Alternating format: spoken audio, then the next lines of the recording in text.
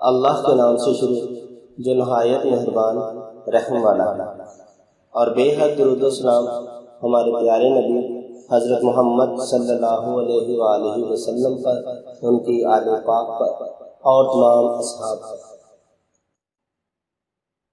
مسجد میں جب باجماعت نماز ادا کریں تو امام صاحب نماز کے فرض پڑھانے کے بعد یہ مختصر سی دعا مانگتے ہیں، لہٰذا آپ بھی یہ دعا یاد کر لیں تاکہ جب تنہا نماز پڑھیں تو ہر نماز کے فرض پڑھنے کے بعد یہ دعا مانگا کریں، کیونکہ حضور نبی کریم صلی اللہ علیہ وسلم بھی فرض کے بعد یہ دعا پڑھا کرتے تھے۔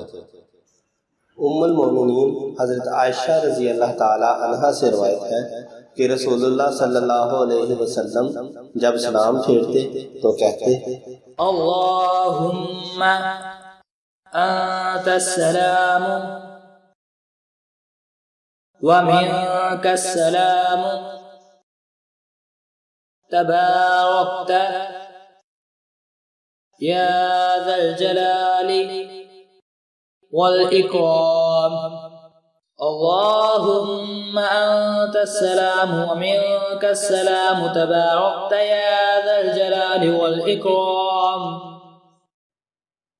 اے اللہ، تو سلامت رہنے والا ہے اور تجھ سے ہی سلامتی مل سکتی ہے، تو بابرکت ہے، اے بزرگی اور عظمت والی۔